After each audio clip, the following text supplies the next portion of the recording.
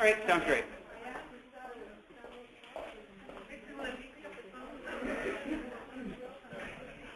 Hello, everybody. Thank you for coming out to this seminar, which is going to be about the influence of large-scale flow on calculating diffusivities using drifter observations.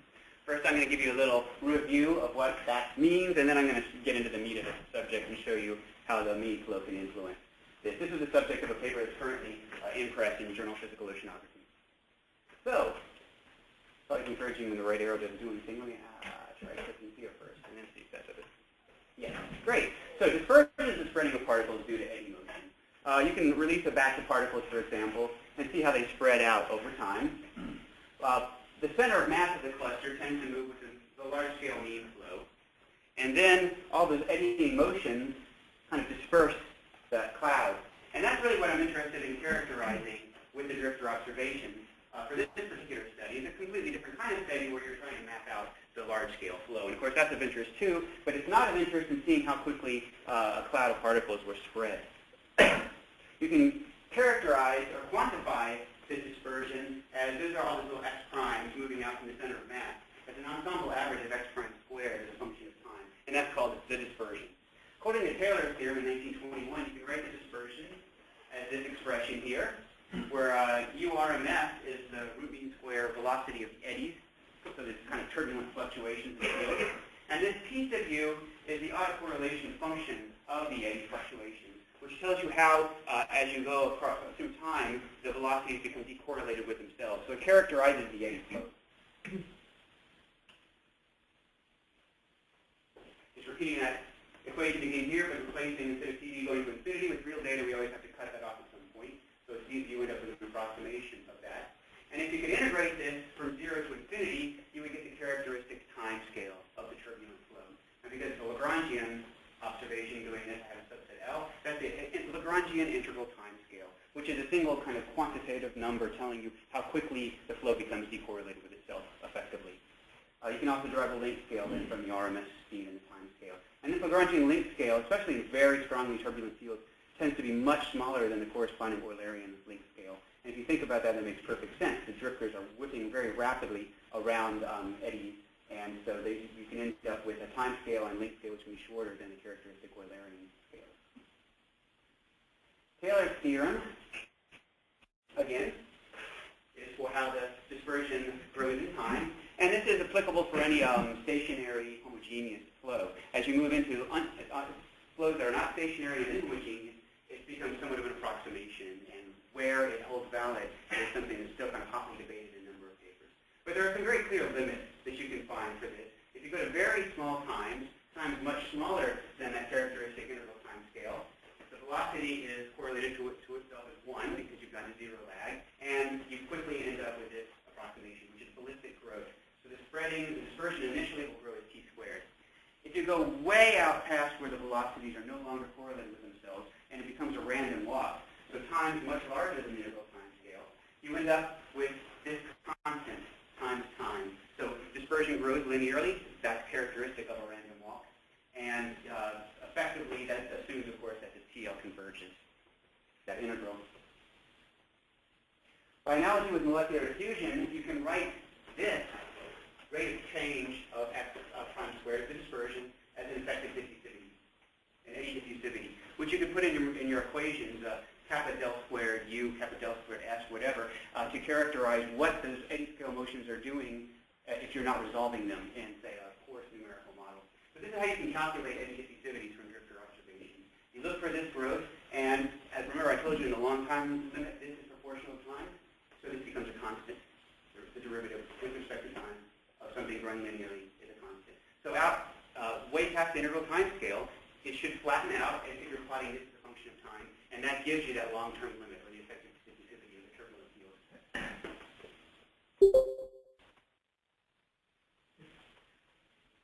So, this does, of course, assume that there's some separation between the large-scale flow and the turbulent flow. In other words, between capital U and the U prime, convection by that large-scale mean flow. It's pretty trivial, of course, to do this if U is 0 or it's constant in space and time, and U prime has some characteristic maximum But in the real ocean, things are more complicated in this. For example, the large-scale flow may have seasonal variations, annual, interannual variations. It could also have shear, lateral shear. What are the effects of those processes on your resolution of dispersion? That's basically the focus of this study. Now, there is generally somewhat of a separation that we can find. There's, of course, a continuous spectrum of motion in the ocean, but there is often kind of a reduced energy if you look at a Lagrangian spectrum between the eddies and meanders that characterize this turbulent flow that we're interested in, and the large-scale currents, your Gulf Stream and the Gulf and these kinds of big systems. So that does tell you, okay, it's not a hopeless cause. There is a reasonable choice for which you can separate those two tails. But again, how sensitive are your calculations of the diffusivity that you make from the drifters to how you derive that U-bar? What we've done in this study is to come about this from a known answer. So we start off with a prescription of U-bar and of U prime. And this turbulent field U prime is given by characteristics that we define up front. So we know the integral time scale. We know the diffusivity of the field. So we prescribe that field. We then release simulated drifters in that field and pretend for a moment that we don't know those things. Take those drifter observations. We decompose the flow into U bar and U prime. We use U prime to calculate the diffusivity, and then we compare that to what we knew was actually the right answer. We're going to do this in a simulated tropical Indian Ocean over this domain, which doesn't really matter for the simple calculations, but it becomes significant as I go to more complex oceanic velocity fields. We release drifters on a third-degree grid, and we run that for 2 years, jumping forward a day at a time, and take those drifter observations to make these calculations that I outlined a little while ago. We're going to use a first-order Lagrangian stochastic model for how the drifters are going to move through the turbulent field.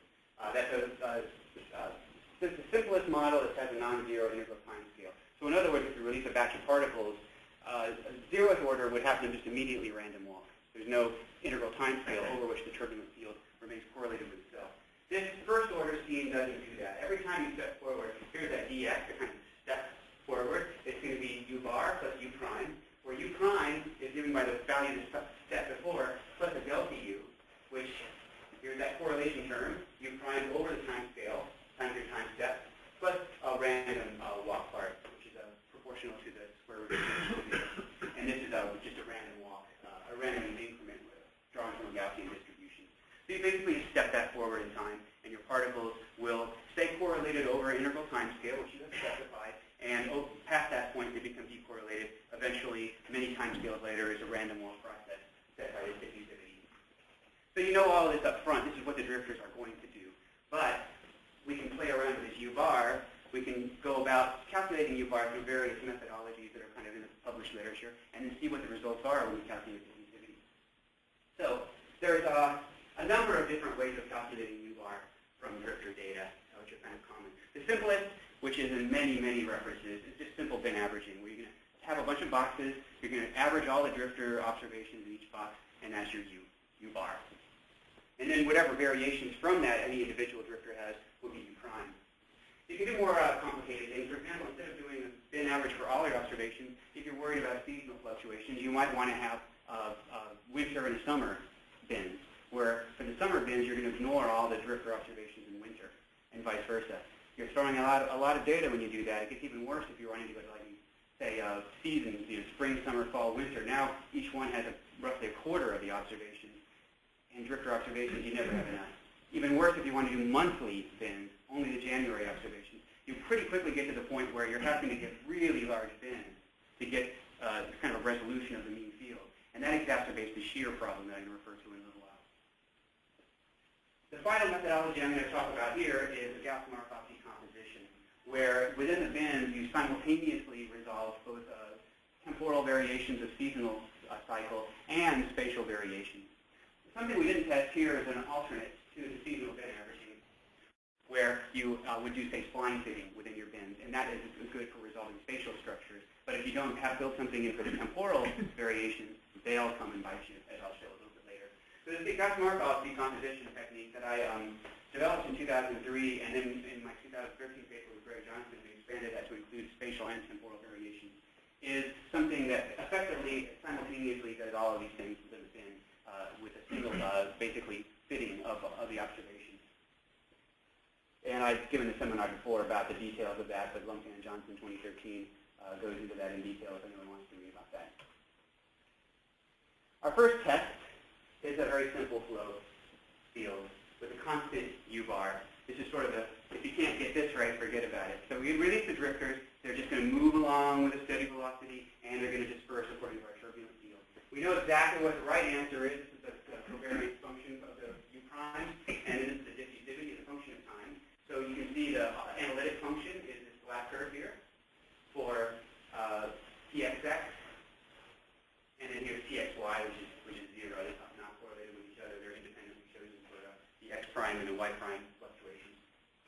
And then what you get from just a simple bin averaging, which is the green curve here. And you can see it does a pretty good job of getting that and the diffusivity. So here's the diffusivity as a function of time. You can see that it initially increases very rapidly and then flattens out to a constant value. We've now entered the random walk domain. We have a constant diffusivity, and it took something like 20 days to get to that with the turbulent field that we chose, with the particular parameters that we chose. And simple bin averaging does a fine job of estimating that with this simple case for U-bar.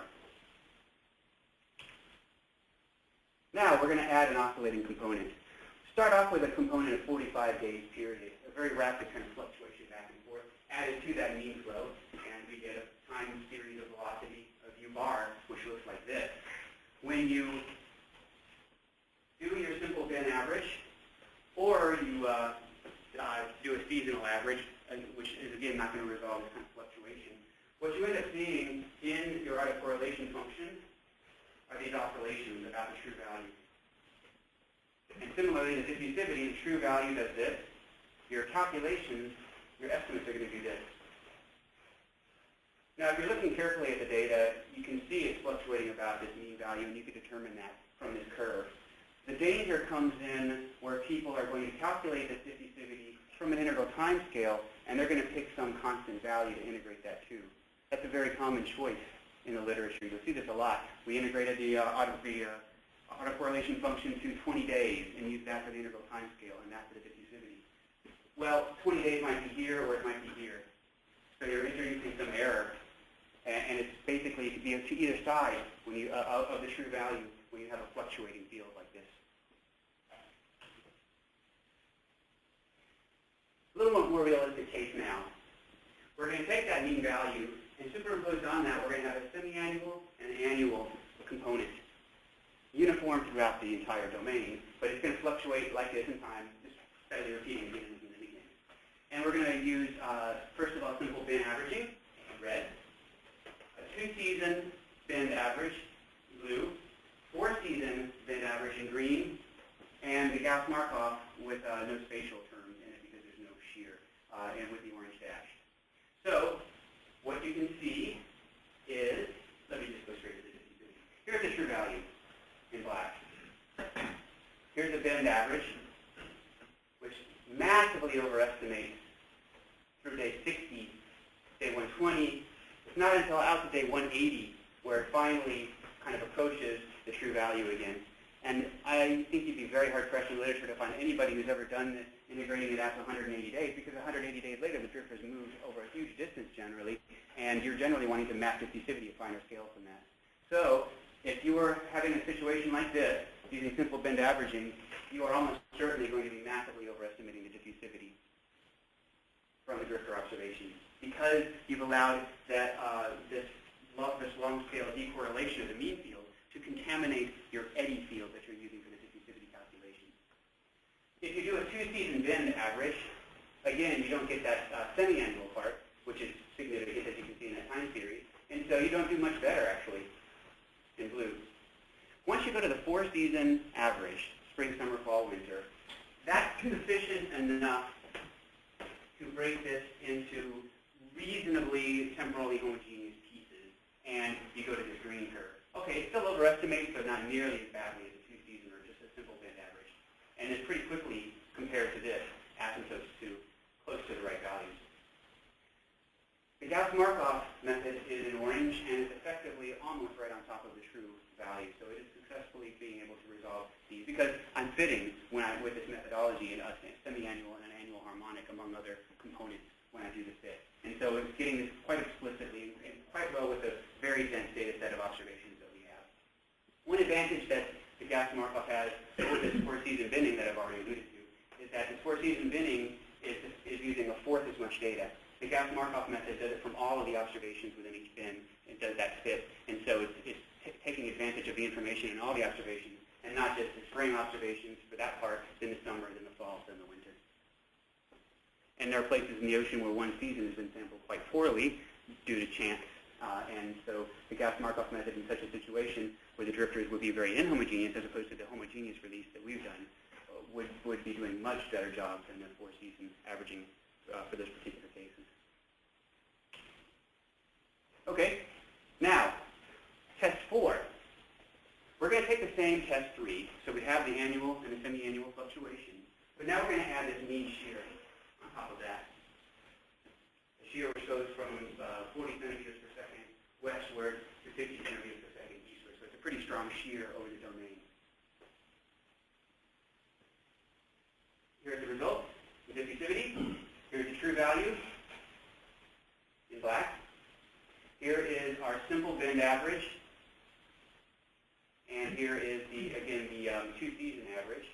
So the temporal fluctuations are, again, really badly contaminating this, as are the spatial variations, but not nearly as big as the temporal, as you can see when we go to the four-season average. Now, this is effectively reduced very significantly, as you saw in the plot before, the impact of the seasonal fluctuations on the U-bar. But the contamination from the shear is still there. And so you can see the overshoot is quite a bit larger now than it was before. We can do the gas Markov method without that spatial fitting. We can basically turn off the part where we're doing the decomposition onto a linear and quadratic in x and y terms. And this is what we get. It does a little better than this. Again, because it does a little better job of resolving the seasonal fluctuations, but also because it has a bit more information going into the U-bar calculations from our simulated drifters. But it's also contaminated by shear. Once we switch on the shear terms in the gas Markov fit, we get that purple dash curve, which lies right on top of the analytic curve.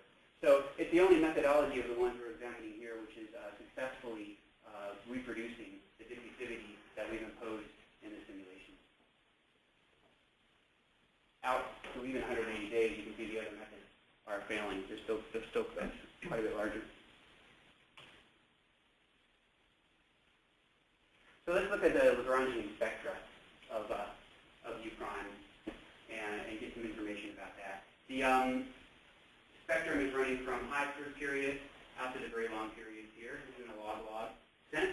And on the right, the same spectra in variance-preserving format. And if you just take the velocities of the drifters without any decomposition at all, you're going to get this blue curve. You can see that the low-frequency component, especially that zero mean component, significantly impacts what you're seeing at the very low end compared to the analytical form for U prime. And at this very high end, because we're taking one-day time steps for the calculations, it flattens out and becomes white and no longer follows the theoretical curve either. Here's what you get with the binning. So we've now effectively removed the U bar, and you're not really getting the annual or the semi-annual component. And the spectrum here still has those large peaks in it, same with the two-season average. Now, the thing that's kind of interesting about this is that the zero frequency limit gives you the diffusivity. So it's important where this asymptote altitude is in there if you really want to get diffusivity from the spectrum. The four-season average in yellow and the Gauss Markov average in orange does a slightly better job, not hugely better. This is log, remember. But the Gauss Markov with the spatial terms included basically hits that and follows out the theoretical curve and gives us the diffusivity value. This is log, but if you had zero frequency, it would hit the right value. And here's a variance preserving form of that. You can see at 2 pi times the integral time scale, the peak energy of the theoretical spectrum, and then how the various methodologies have done in reproducing that spectrum. I am talking way too fast. It's going to be a short seminar. So let's go to a more realistic situation yet. We're going to take this the ocean, and we're going to use Oscar velocities. This is a satellite-derived product. So we're going to use that to integrate our simulated drifters. Now this product resolves the mesoscale down to 1/3 of a degree, maybe somewhat more smooth than that because of the smoothing that's imposed when they map altimetry to generate their velocities. But it doesn't include anything smaller scale. So it does have seasonal. It does have, in other words, annual, semi-annual fluctuations of the real Indian Ocean. It does have the larger scale eddies. What it doesn't have are the finer scale eddies. So what we've done is add an additional random component to this. It's basically, again, a first order stochastic process with an integral time scale of 4 days to simulate the kind of unresolved turbulence that the Oscar field doesn't have. If not, if you released a patch of particles, they would stick together for several hundred days before they finally spread apart, and it's clearly not realistic. So we add a bit of random walk to get things to have some dispersion, and then the Oscar field will take care of that. And we're assuming that we're completely and fully resolving the U-bar field that we're interested in separating from the U-prime field, as well as some of that U-prime, which is in the resolved mesoscale turbulence within the Oscar field. We release drifters on a uniform 1.5 degree grid every 3 months and integrate them for a half a year. And we do this for 2 years.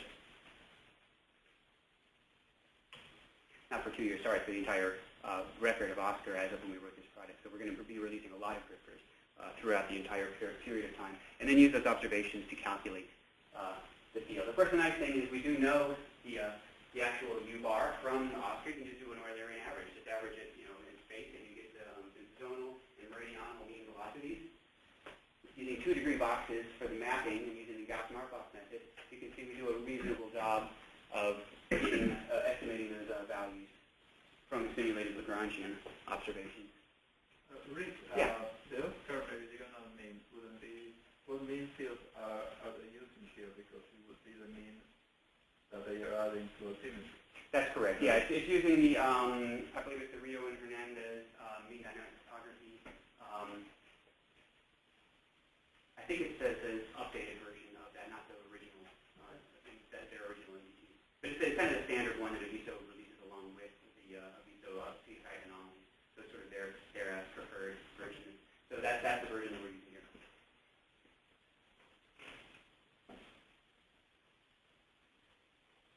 I'm pretty sure that is the case with Oscar.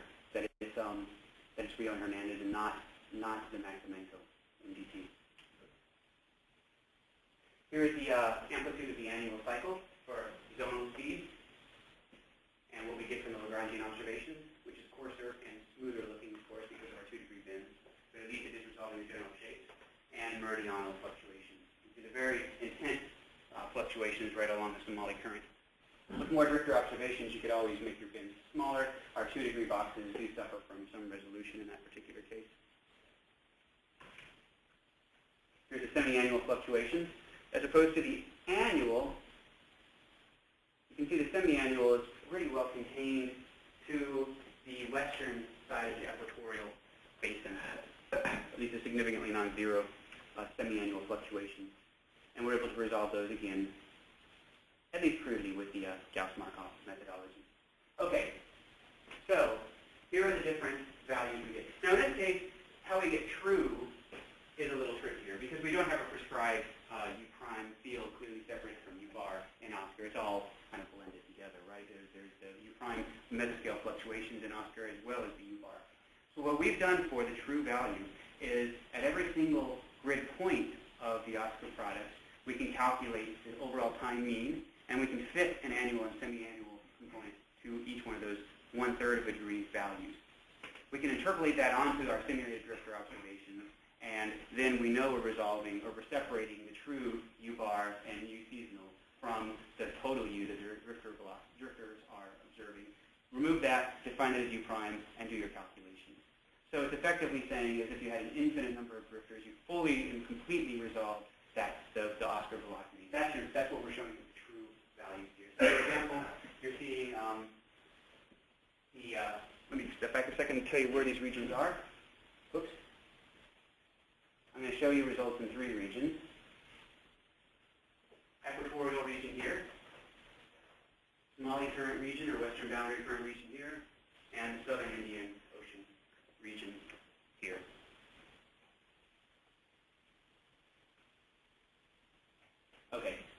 top are the equatorials, for zonal and meridional diffusivity as a function of time. And here's our true value in black, which comes out and levels out right here. Positive and negative y. This is what you get with simple bin averaging. You can see that it never asymptotes anything close to that. It asymptotes to a much, much larger value. So if you were to do simple bin averaging in the equatorial Indian Ocean, you would get a value which is more than twice as large as the actual diffusivity. Here's two-season averaging, which removes that annual part and eventually starts asymptoting towards the right value, but hasn't even gotten there 120 days later. Once you have four-season averaging or Gauss-Markov fitting, you're effectively reproducing the actual diffusivity curve quite well in zonal velocities. And here for the meridional, you find an interesting case where it actually doesn't really flatten out until after 90 days. And again, you have simple bin averaging, you have two seasons, they flatten out again at much larger values, and the others converge onto the observations for the meridional. In the western boundary or Somali current region, there's a very strong annual component, which causes wild overshoot of the binning or the two-season averaging. The four-season averaging, which gets the annual and semiannual harmonics quite well, Gauss-Markov and the true values are all again very similar to each other here. Similar situation with the meridional. But you find the four-season averaging tends to somewhat underestimate slightly, while the Gauss-Markov again is right on top of the truth. And that's probably because of the issue of not having quite as many observations going into that four-season averaging as you have in the Gauss-Markov decomposition case. The southern Indian Ocean was a rather interesting difference from these others. The others tend to have this kind of characteristic shape of initial rapid growth during the ballistic phase, transition near the interval time scale is actually right about here. So then a transition, and then effectively a plateau after that. You see a little bit of a bump here, not huge though, but we see something much more dramatic for the meridional velocities in the southern Indian Ocean, where the true value, as well as the four-season binning or the Gauss-Markov, rise to a larger value, drop down again, and then flatten out to that long-term random walk limit. For zonal, it actually takes a very long time, over 60 days, actually more like over 90 days before it finally flattens out to an asymptotic value. And again, you see this general kind of transition from binning doing the worst job, although not too terrible compared to those other cases, because the seasonal and fluctuations are much weaker here, to the Gauss-Markov, which is very, very close to the true value. What's causing this? This is something that's really interesting. There was, in the last several years, a very big argument in the literature about what are the true values of diffusivity, because tracer-based estimates, particularly tracer-based estimates where people would release a tracer in a simulated velocity field, like say from a VSO or from Oscar, and then calculate from that a diffusivity, tended to be much smaller than values from drifters, from a number of different drifter studies. And the big argument was, why should that be? In principle, these should be the same values.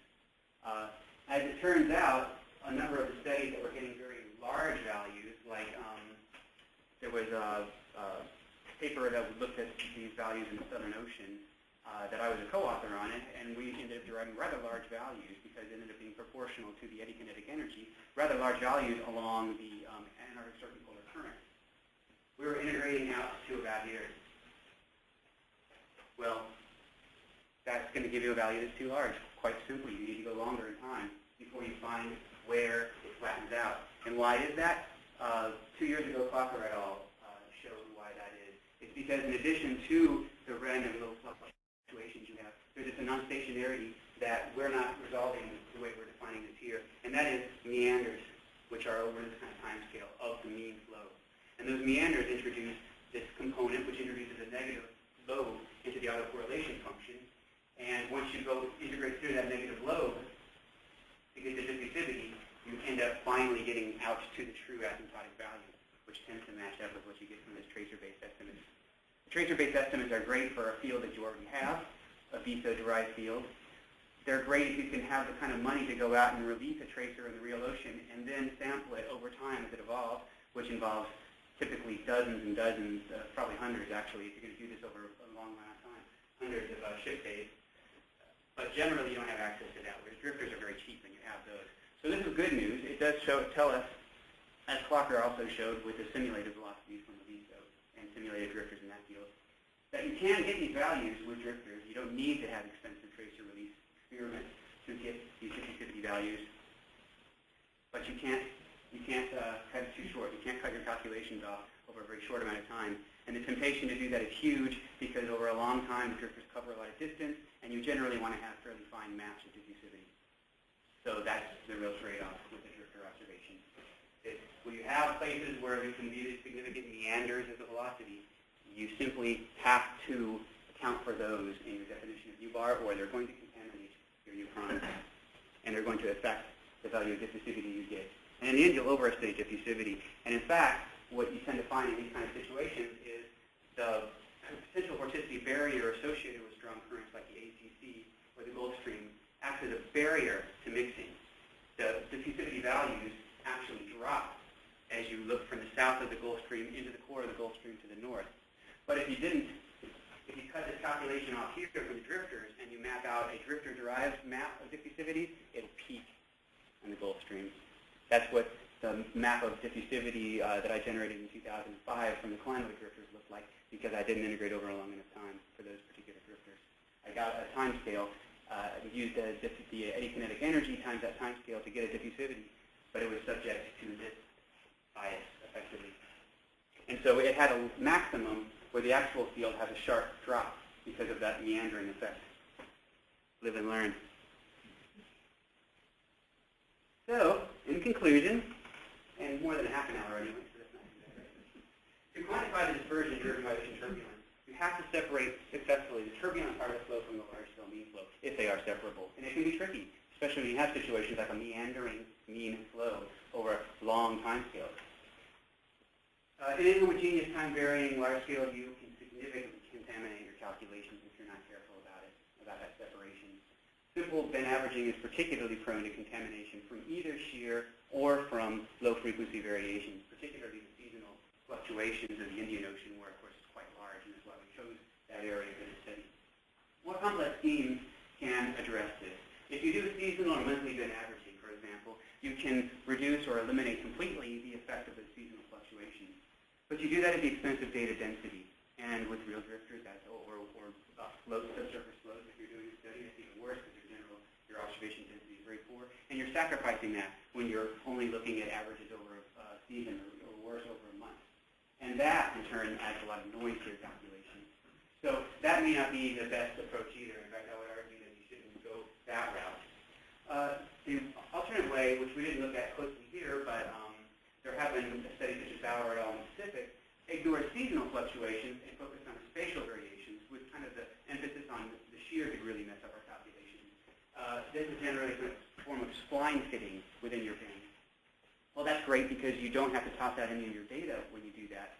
But if there are seasonal fluctuations, the contamination from that is even worse than the contamination from realistic shear. So your values could be greatly enhanced. And again, the contamination can give you a very false result if you do that. The methodology that we use, the Gauss-Markov approach that I had developed with Greg Johnson, simultaneously does both. Uses all the observations within each bin rather than only a subset of those. And looks like, from what we tested, it's the best methodology to be able to get at this separability and to be able to then get the effective diffusivity that you want to get if you're willing to go out far enough in time. And you have to be very cognizant that this can change from one place of the ocean to the other, how far out you need to integrate. And so this is not something where it's safe to pick just some fixed point in time, like say maybe 10 days, 20 days, 30 days. When you see older stuff, be aware, be wary that the results they have might be great in some parts of the ocean, but in other places where the integral time scale has become large, those values can be basically think of them as top estimates of the true diffusivity. But the true diffusivity is probably lower than that. And the longer the integral time scale is, the more that will be an overestimate if you've gone into that lobe. Or worse, if you do a really short integral, then you're somewhere along this curve. You're really not paying attention where you cut that calculation off, and you're effectively generating a random number. That concludes my talk. Thank you for your attention.